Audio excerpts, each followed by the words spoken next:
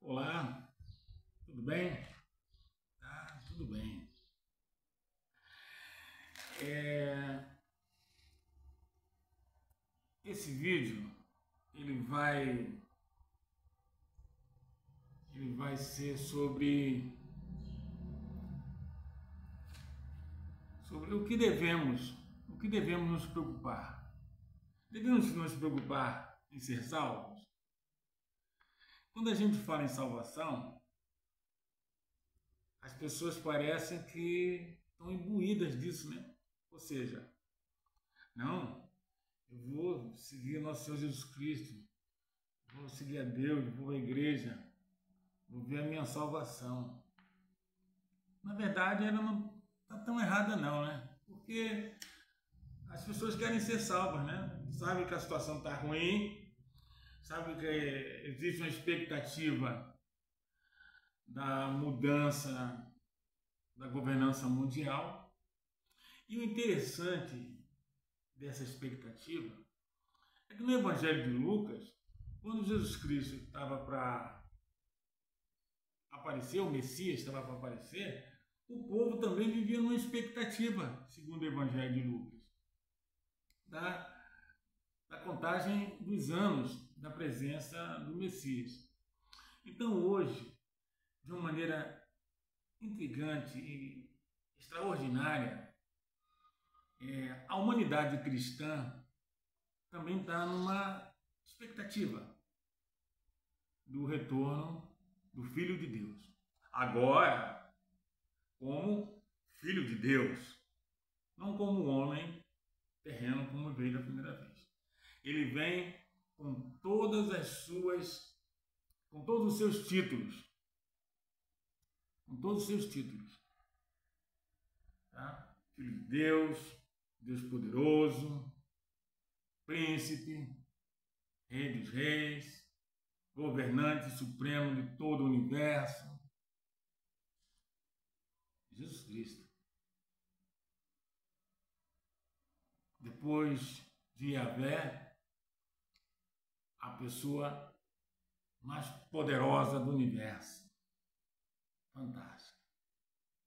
A nossa felicidade é que essa pessoa esteve aqui.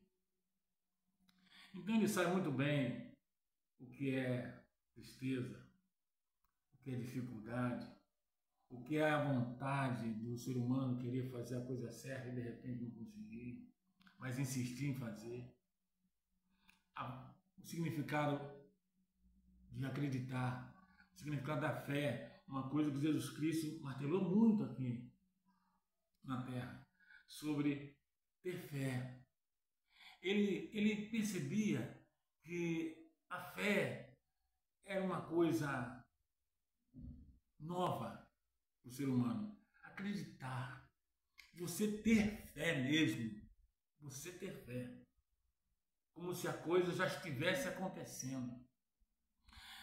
Então, nós vamos ler uns textos bíblicos que estão nos Evangelhos, depois nós vamos ler uma passagem no Apocalipse, e nós vamos comentar sobre um assunto que teve no livro de Gênesis.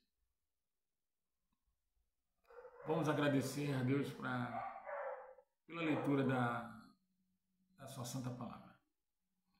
Amado Pai, Santo Criador, Pai do nosso Senhor e Salvador Jesus Cristo, agradecemos neste momento a leitura da tua santa palavra.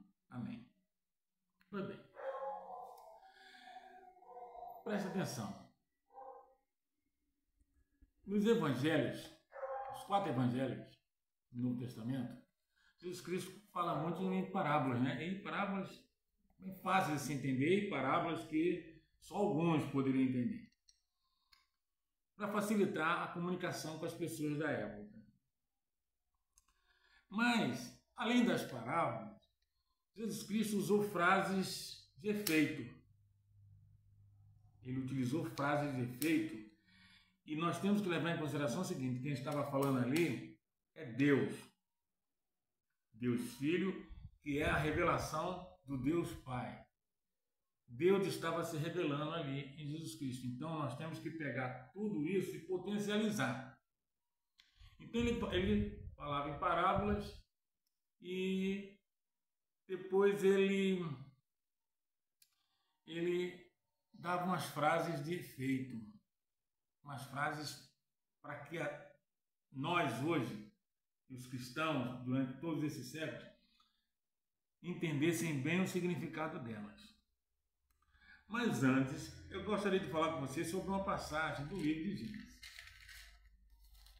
No livro de Gênesis, Deus diz que se o casal humano desobedecesse e pegasse da fruta que ele falou que não poderia pegar, eles morreriam.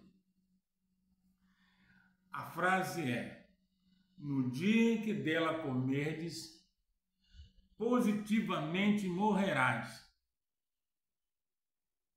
Não é essa a frase? Ele aí falou que era um dia de 24 horas? Falou que era um dia de 1000 anos? Não. Positivamente morrerás. Mas não foi isso que aconteceu. Eva, iludida pelo aquele anjo demoníaco sem vergonha, entrou numa de que ela poderia ter mais informação se ela comesse da fruta. Porque ele disse que se ela comesse, ela teria um entendimento mais elevado, seria como se fosse um Deus. E ela acreditou nisso. Tolice.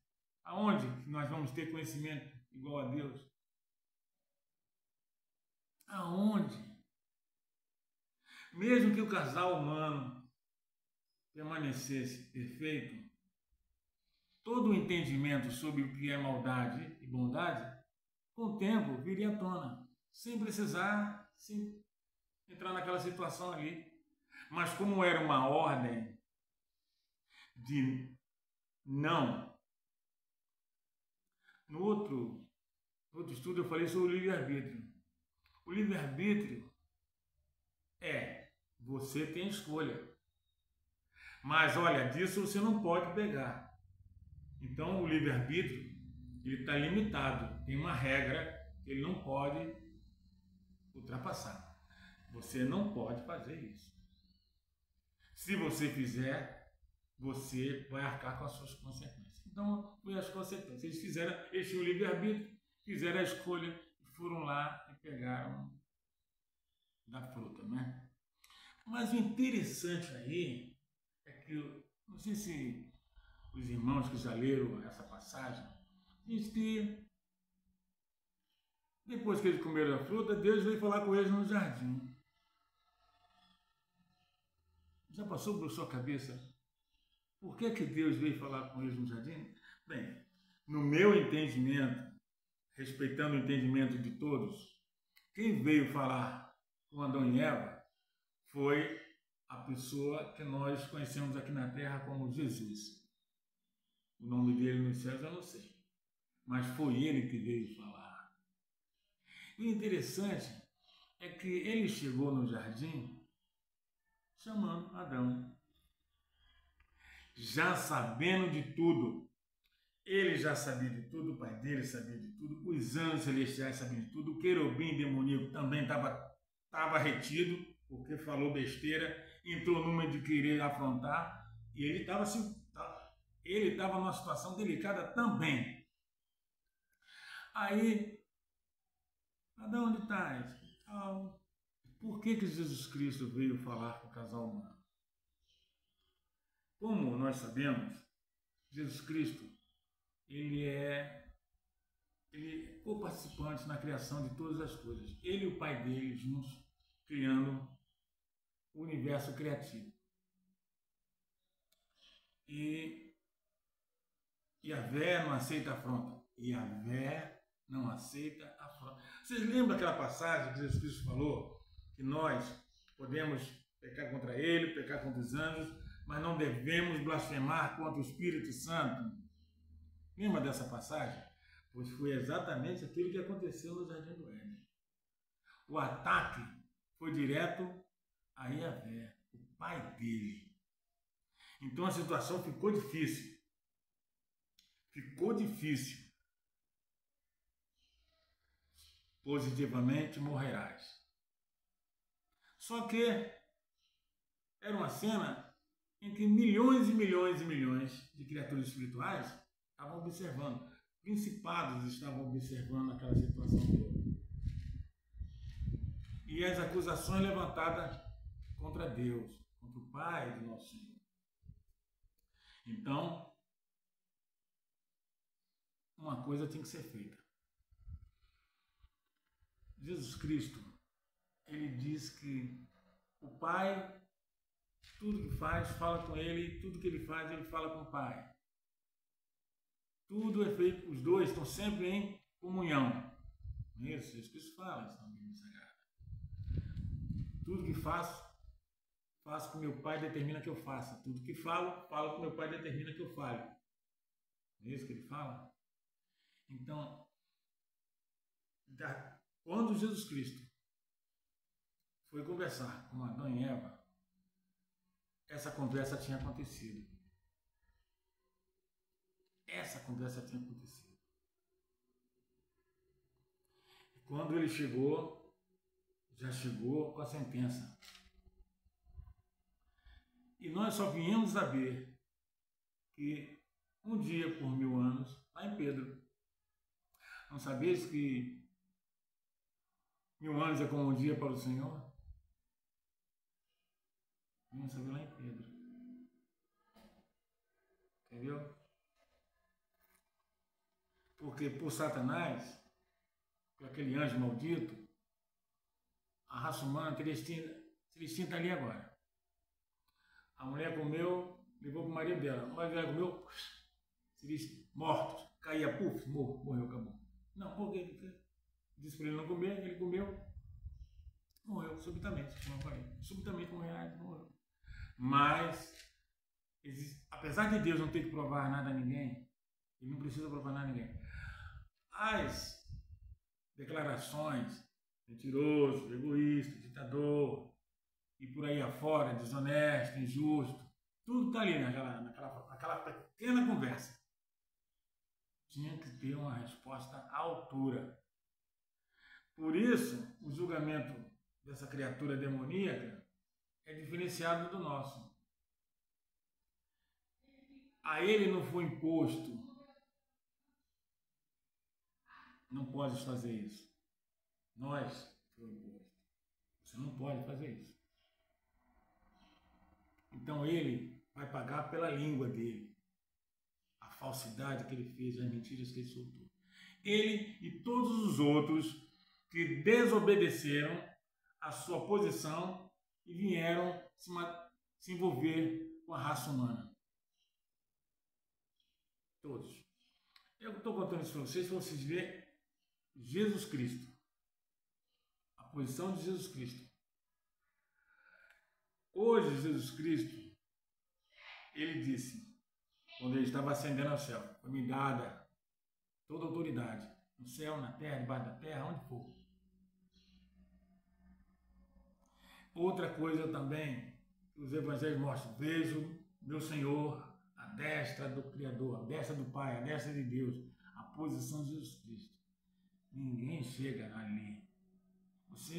É que a gente não consegue imaginar Yahvé, o Todo-Poderoso. Porque tudo na terra, como Jesus Cristo veio e é a revelação de Deus, tudo no Velho Testamento foi o próprio Jesus Cristo, porque ele representa o Pai dele. Jesus Cristo é a representação do Pai dele. Tudo era ele. Então, entendam bem, tudo era ele. O Pai dele determinava, ele fazia. O Pai dele determinava, ele fazia. Jesus Cristo não vai mexer com isso que desagrada o Pai dele. O Pai dele o ama demais. O ama demais, demais, demais. A gente não tem nem ideia da aproximação dessas duas pessoas. É uma coisa infinitamente diferente do que nós entendemos de amor. Pois bem, então vamos agora no livro de João, Evangelho de João. Evangelho de João, nós vamos ver umas frases que Jesus Cristo falou, de efeito. Por quê? Porque nós queremos viver, nós queremos ser salvos, mas isso não deve ser a coisa primária para você. Você tem que servir a Jesus Cristo, servir a Deus, tá? Por amar a Deus, por gostar dele e do filho dele, os dois. Você entende isso? Você tem que fazer a coisa por acreditar nele, por ter confiança nele, por temer a ele, por amá-lo. Não pela salvação. Não. A salvação é resultado. Você precisa crer nele, saber quem ele é, o que ele representa para você. Adorar o Pai dele. Obedecer o Pai dele. Mesmo que nós estejamos numa situação hoje imperfeita e que de cada um acerto nós temos 10 erros. Cada 10 passos que a gente dá, a gente dá certo e os outros 9 errados. Vamos ler João, capítulo 11, versículos 25. O Evangelho de João, capítulo 11, versículos 25.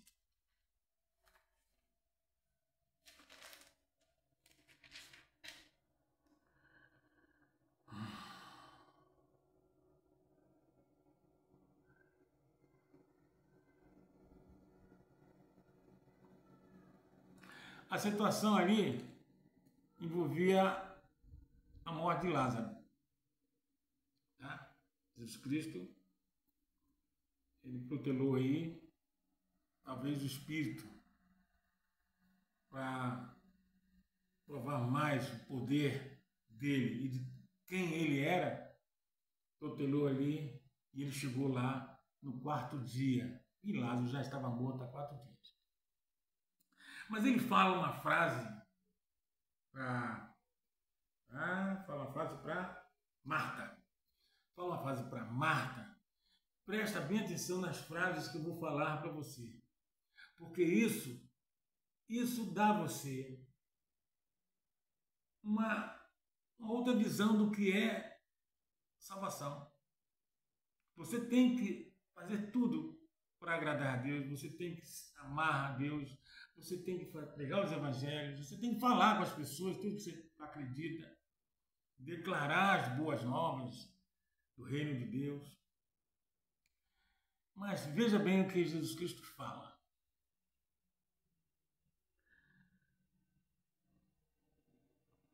Vamos no 23. Jesus disse a Marta, a ela, o seu irmão há de ressurgir. Ao que Marta respondeu, eu sei que ele há de ressurgir na ressurreição no último dia. Então Jesus declarou, presta atenção, eu sou a ressurreição e a vida. Eu sou a ressurreição e a vida. Quem está falando aqui é Deus. Eu sou a ressurreição e a vida. Quem crê em mim, ainda que morra, viverá. E todo aquele que vive e crê em mim não morrerá eternamente. Todo aquele que crê em mim, ainda que morra, viverá. Esse é o ponto. Crer em mim. Olha, para você ter ideia, mais da metade da humanidade hoje não crê em Jesus Cristo. História de uma lenda, uma fábula, era um profeta, nada de filho de Deus, nada de Messias. Mais da metade da humanidade. Você entende? Vamos ler agora João capítulo 8, versículos 42.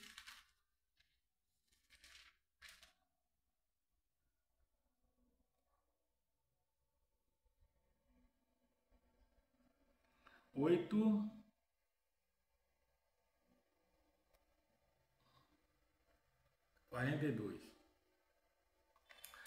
Jesus Cristo, ele está numa discussão aqui com os fariseus.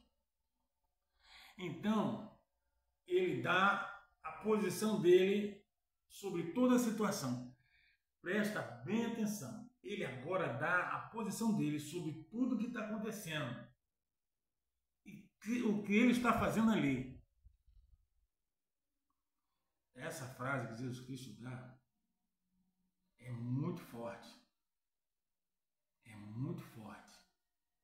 Porque ele deixa bem claro que aquela situação que está ali é difícil. Numa discussão, os fariseus disseram: não somos filhos ilegítimos, temos um pai que é Deus. Aí Jesus Cristo fala no versículo 42. Prestem atenção. Se Deus fosse, de fato, o pai de vocês, certamente me amariam, porque eu vim de Deus e aqui estou. Se, de fato, o pai de vocês, certo? Deus fosse o pai de vocês, certamente me amariam, porque eu vim de Deus e aqui estou. Pois, agora, presta atenção, pois não vim de mim mesmo, mas ele me enviou. Não vim de minha própria iniciativa, meu pai me enviou. O que é que você entende de uma frase como essa?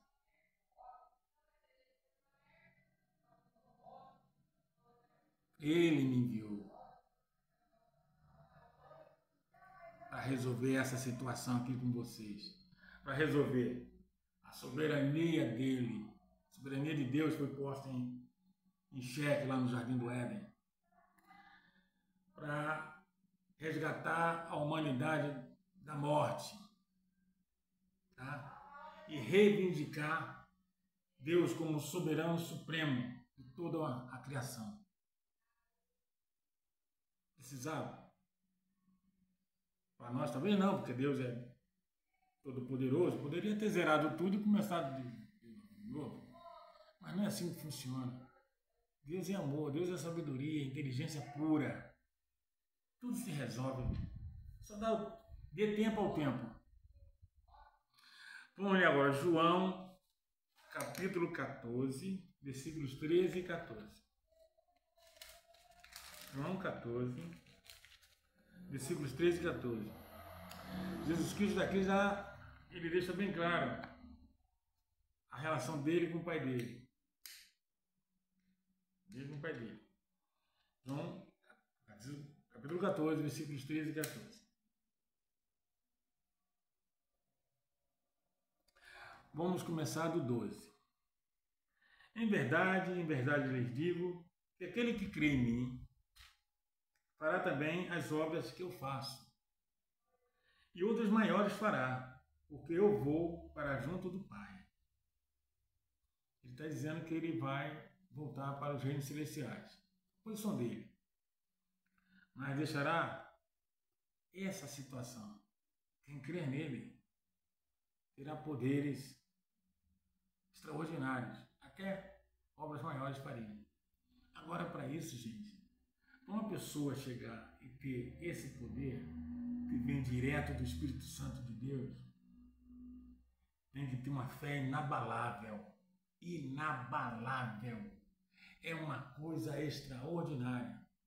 A gente viu isso nos apóstolos.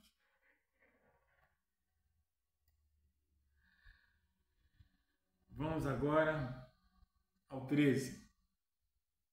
E tudo que vocês pedirem em meu nome, em nome de Jesus Cristo, tudo que pedimos em nome dele, isso farei, a fim de que o Pai seja glorificado no Filho.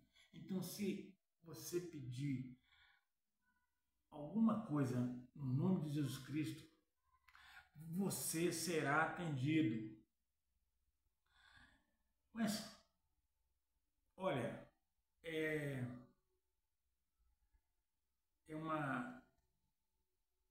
uma fé que transcende tudo. Transcende tudo. Transcende tudo. E dependendo do momento que você está, ela tem uma força tremenda. É incrível. É incrível. Isso farei, a fim de que o Pai seja glorificado no Filho. Porque você vai pedir ao Pai o nome dele.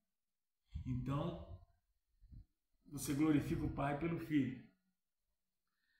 Se me pedirem alguma coisa em meu nome, eu farei. Olha, ele repete isso 3 vezes. Vou ler de novo para vocês. Ó. E tudo que vocês pedirem em meu nome, isso farei. A fim de que o Pai seja glorificado no Filho. Se me pedires alguma coisa em meu nome, eu farei. 2 vezes. Mas se pedirem, se farei. Se pedirem, farei. Entendeu? Vamos agora ler Romanos capítulo 10, versículos 9. Por que eu estou falando isso para vocês? Porque a salvação, você quando for à igreja, vai para aprender a palavra de Deus. Aprenda a palavra de Deus, ouça a palavra de Deus. Não seja fanático em nada não, tá? Nem entre em discussão religiosa. Nem entre em discussão religiosa, aquela religião é errada, aquela religião está certa. Não entra nessa não. Não entra nessa não, porque se está errado, se está certo, vamos ver lá no final. Vamos ver no final. Deu para entender? Eu vejo tanta discussão na internet, perda de tempo. Coisa simples para resolver, coisa simples de se entender, as pessoas criam polêmica. Complicado. Complicado demais. Então não entre em discussão. Vá, aprenda a palavra de Deus. Acredite em Jesus Cristo como Filho de Deus vivo. Acredite nele, acredite que ele foi enviado pelo Pai dele para a nossa salvação. Acredite. Tudo depende disso, de você acreditar, de você ter fé. Uma palavrinha tão pequena, mas um poder tremendo. Vamos lá. É Romanos capítulo 10, versículo 9. Aqui é a demonstração da fé. Você tem que confessar, você tem que falar que acredita. Interessante isso. 9, capítulo 10, versículo 9.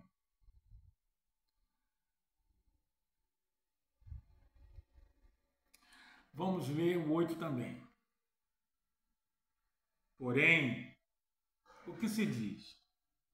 A palavra está perto de você, na sua boca e no seu coração. Isto é, a palavra da fé que pregamos.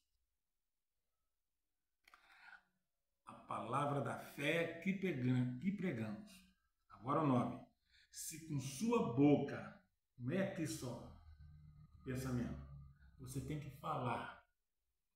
Se com sua boca você confessar Jesus como Senhor e em seu coração crer que Deus o ressuscitou dentre os mortos, você será salvo.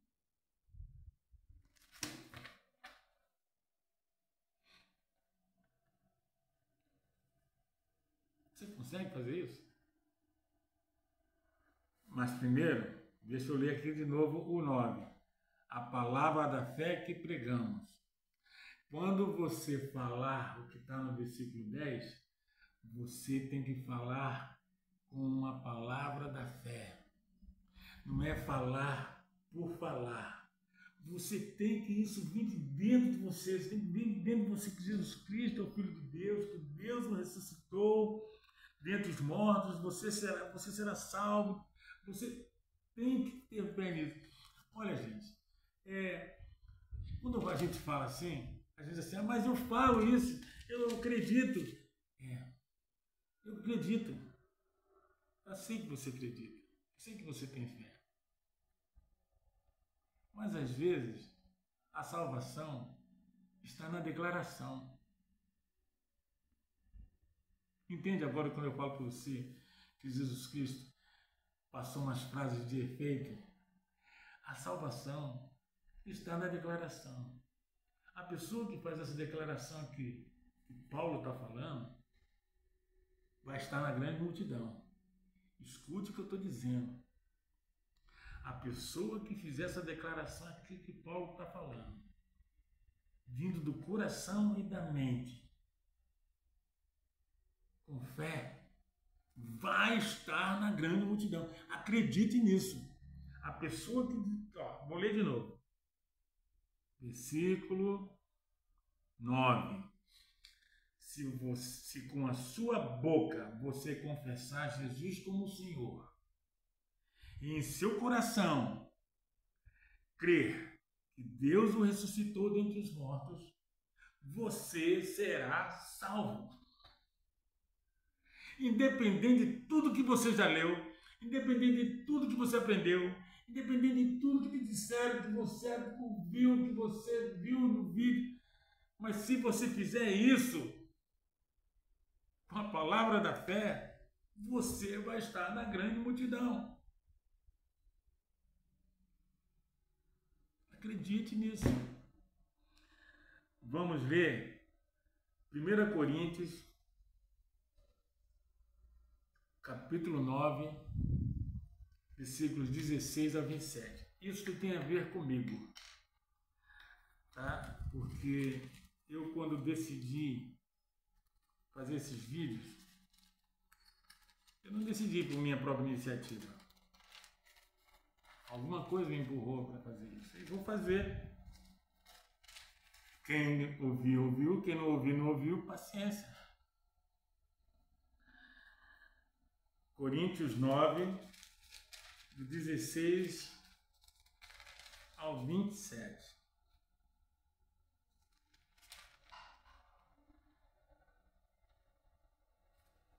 Primeira Coríntios, capítulo 9, do 16 ao 27.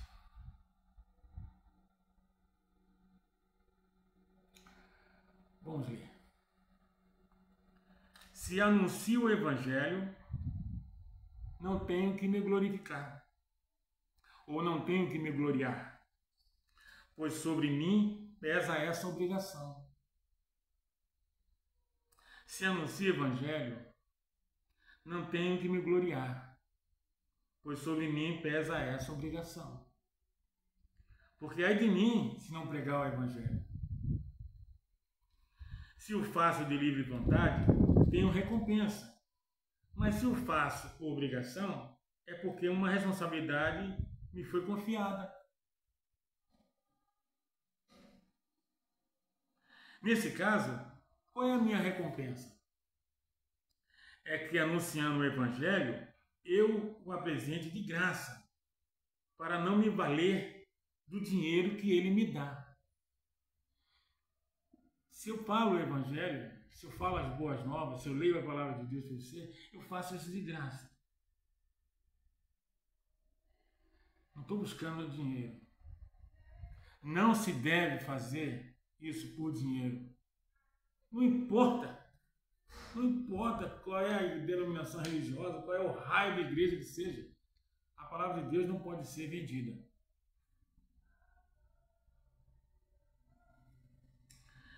É que, anunciando o Evangelho, eu o apresento de graça para não valer do direito de que ele me dá. Porque sendo livre de todos,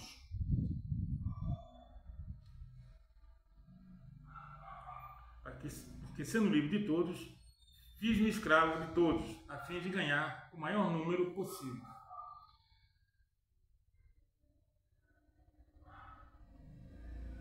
O Evangelho me dá o direito de falar as coisas que eu lhe falo. Então, para isso, eu tenho que me tornar um servo, a fim de ganhar o maior número possível de pessoas me ouçam. Sem dinheiro, sem lucro, sem nada. Para com os judeus, fiz-me como judeu, a fim de ganhar os judeus. Para os que vivem sob o regime da lei, estão debaixo da lei, como se eu mesmo assim vivesse. Mas Paulo vive debaixo da graça de Deus, para ganhar os que vivem debaixo da lei. Embora eu esteja debaixo da lei, embora eu não esteja debaixo da lei. Aos sem lei, como se eu mesmo fosse, não estando sem lei para com Deus, mas debaixo da lei de Cristo, para ganhar os que vivem fora do regime da lei. Fiz-me fraco para com os fracos, a fim de ganhar os fracos. Fiz-me tudo para com todos, a fim de, por todos os modos, salvar alguns. Tudo faço por causa da palavra de Deus, dos evangelhos, para ser também participante dele. Vocês não sabem que os que correm no estádio, todos na verdade correm, mas um só leva o prêmio? Todos estão ali correndo, mas só um leva o prêmio. Corram de tal maneira que ganhem um prêmio. Se esforcem. Se você souber, se você tiver um conhecimento mínimo que seja da palavra de Deus, se você puder passar adiante, passe. Passe, porque você está correndo também atrás do prêmio. Qual é o prêmio? O Paulo está falando aqui. É a salvação. Então corra, passe, fale sobre Jesus Cristo, declare: Jesus Cristo é o Filho de Deus. Olha, Jesus Cristo está às portas.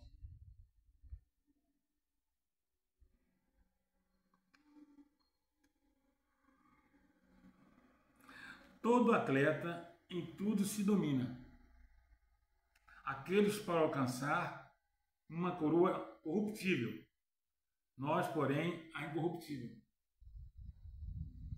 Quando um atleta está numa competição, ele busca a medalha de ouro, né? Antigamente era uma coroa de flores. Não sei que planta era aquela, não lembro. Eu sei, mas eu não lembro bem. Louros, né? Coroa de louros. Mas corruptível. Mas aquele que declara as boas novas, que prega Jesus Cristo, nosso Senhor, Salvador, que foi ressuscitado pelo seu Santo Pai, não quer uma coroa de louros. Ele quer algo incorruptível. Assim, corro também eu, não sem meta. Assim luto, não como desferindo golpes no ar, mas esmurro meu corpo e o reduzo à escravidão, para que, tendo pregado a outros, não venha eu mesmo a ser desqualificado. Ou seja, ao mesmo tempo que nós falamos às pessoas a palavra de Deus, a gente tem que ficar vigiando, para a gente não cair nas tentações. E é uma luta, vai ser uma luta, olha, vai ser uma luta até o retorno de Jesus Cristo. Vai ser uma luta até ele voltar. É uma resiliência. Caiu, levanta e segue em frente. Agora eu vou ler uma passagem com vocês. Está em Apocalipse capítulo 20. É porque nessa passagem aqui, já que eu estou falando um pouco sobre isso, um pouquinho só sobre salvação, as pessoas que sobreviverem à grande tribulação, à grande multidão, elas vão passar por um período de 1000 anos. E no final de 1000 anos, Satanás vai ser solto novamente. E a Bíblia diz que um número imenso, tipo areia do mar, tomará ao lado de Satanás e os demônios que serão soltos. Depois ele vai ser destruído, vai ser jogado no lago de fogo. O lago de fogo é a morte eterna, vai ser destruído. Mas o que eu quero dizer aqui é que veio a grande tribulação, houve sobrevivência. As pessoas sobreviveram à grande tribulação. Tá? Uma grande multidão espalhada pelo planeta. Essas pessoas vão passar por 1000 anos. Então, desse momento em que a grande tribulação cessou, até o final dos 1000 anos, todos que estão ali estarão ponto de transição em que, mesmo ali, dentro dos 1000 anos, tem pessoas que não consigam chegar lá no final. Não consigam chegar lá no final. Então, por isso esses 1000 anos. É como se, mesmo passando pela grande tribulação, essa grande multidão ainda vai ser refinada. Refinada. Só realmente os que Deus perceber que podem chegar até o final vão chegar. E mesmo assim, depois que as pessoas foram ressuscitadas no último dia, milhões e bilhões de pessoas no planeta, Satanás vai arrastar muita gente. Vamos ler Apocalipse, capítulo 20. Então vi descer do céu um anjo que tinha na mão a chave do abismo e uma grande corrente. Então ele vai ser preso. Ele segurou Satanás, o dragão, a serpente maligna lá do Jardim do Éden, chamada Satanás, e o diabo, e o prendeu por 1000 anos. Ele vai ficar detido, ele vai ficar numa situação de detido, ele e os demônios. Lançou no abismo, numa escuridão, preso, e fechou o selo sobre ele, para que não mais enganasse as nações e completasse, até completar as 1000 anos, ou seja, nunca mais ele iria enganar os povos da terra, por 1000 anos. Nisso Jesus Cristo, mais os escolhidos vão fazer um trabalho de até levar a humanidade toda à perfeição. Depois disso é necessário que ele seja solto por um pouco de tempo. Depois que a humanidade estiver perfeita, ele vai ser solto. Vi também tronos e nestes sentaram-se aqueles aos quais foi dada a autoridade para julgar, os santos. Lembra que Paulo falou? Não sabeis que se julgarás anjos, se referindo aos demônios. Vamos agora para o versículo 5. Os restantes dos mortos não reviverão até que se completassem 1000 anos. Então, no final dos 1000 anos, vai haver a ressurreição de justos e injustos. Esta é a primeira ressurreição, a dos santos. Bem-aventurado o santo é aquele que tem a primeira ressurreição, que são os que vão ser ressuscitados para reinar com Cristo. Sobre esses, a segunda morte não tem poder. Pelo contrário, serão sacerdotes de Deus e de Cristo, e reinarão com ele por 1000 anos. Quando, porém, se completarem 1000 anos, Satanás será solto da sua prisão. Sairá para enganar nações que estão em 4 cantos da terra, ou seja, a terra vai estar toda habitada. A terra vai voltar a estar toda habitada, tá? Em 1000 anos. O número dessas é como a areia do mar, as pessoas que ele enganará. Ou seja, as pessoas tomarão o lado dele. Voltará à mesma situação que nós estamos hoje, ou até pior, sabe? Sei lá. Quando, porém, se completarem os 1000 anos, será a sua prisão no mar. Tá. No versículo 9. Marcharão então pela superfície da terra e cercarão o acampamento dos santos e a cidade amada. Porém, desceu o fogo do céu e os consumiu. O diabo que tinha enganado foi lançado no lago de fogo e enxofre. Ou seja, ele foi lançado no lago de fogo e enxofre, ou seja, ele foi destruído. Onde já se encontrava a besta e o falso profeta. Ou seja, essas criaturas simbólicas já tinham ido embora, na grande tribulação já sucumbiram. Aí fala que eles serão atormentados de dia e de noite, para todo sempre. Mas, na verdade, ele já vai ser destruído mesmo. Porque se ele tivesse se atormentado, ele teria sido atormentado no abismo que ele estava preso. Ele vai ser destruído mesmo. Por que eu li essa passagem para vocês? Porque a salvação é o resultado da sua fé. E mesmo você superando tudo isso e entrando, sendo um dos sobreviventes da grande tribulação, fazendo parte da grande multidão, ainda tem esses 1000 anos até atingir a perfeição humana. E isso é uma das apresentações que Jesus Cristo vai fazer ao Pai dele. Quando a humanidade estiver perfeita, arrumadinha, ele vai apresentar a humanidade perfeita ao Pai dele. Entendeu? Para que a glória seja toda para o Pai. Você entendeu? Eu deixei bem claro uma passagem para você, o seguinte, a Bíblia Sagrada, a Bíblia Sagrada, ela tem os evangelhos, tem o Velho Testamento, tem o Novo Testamento. Você tem que ler a Bíblia, mas entenda bem, as frases ditas aqui, aquele que crê em mim não morrerá jamais, confessar Jesus Cristo, o que pedires em meu nome. Jesus Cristo dizendo que ele não veio por livre iniciativa dele, mas o Pai o enviou. Em João, capítulo 17, versículo 13, ele fala que te conheçam a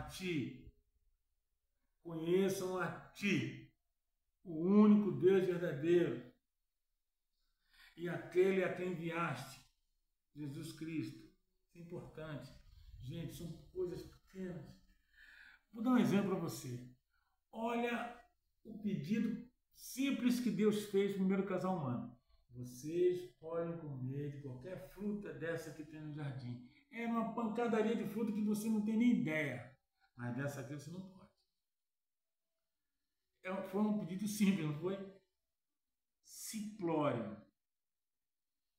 Então, o que Jesus Cristo está querendo dizer aqui? Que a salvação independe de muita coisa. É o que Paulo falou no 1 Coríntios. Não, em Romanos, capítulo 10, versículo 9. Você tem que confessar com a sua própria boca e está salvo. Lê Coríntios 8 e 9. Confessa com a sua própria boca: Jesus Cristo é o Senhor, Filho de Deus vivo, que o ressuscitou dentre os mortos. Eu creio nisso. Aí você pensa assim, poxa, mas eu estou há 2000 anos. A gente não tem isso não, rapaz. Se você quer acreditar em Deus, você olha no espelho. Se você quer acreditar em Deus, você olha no espelho. Se você quer acreditar em Deus, você já foi ao Maracanã? Lotado. Vai ao Maracanã lotado. Multidão de pessoas passando para lá e para cá, cabeças pensando um monte de coisa, gente diferente, pessoas conversando, a gente não consegue, a gente parece até que está falando outro idioma, não está falando português. E blá, blá, blá, blá. É Deus. Você olha, multidão de pessoas, multidão de seres humanos, cada qual com seus problemas, cada qual com suas alegrias, tristezas, felicidades. Estamos ali, ver um jogo de futebol. É legal. Quer acreditar em Deus, se olha no espelho. Quando acordar, agradeça. No meio do dia, agradeça. Vai comer, agradeça. Vai deitar, agradeça. Por quê? Porque viver é bom. Viver é bom. Viver é maravilhoso. Deus abençoe. Fiquem com Deus.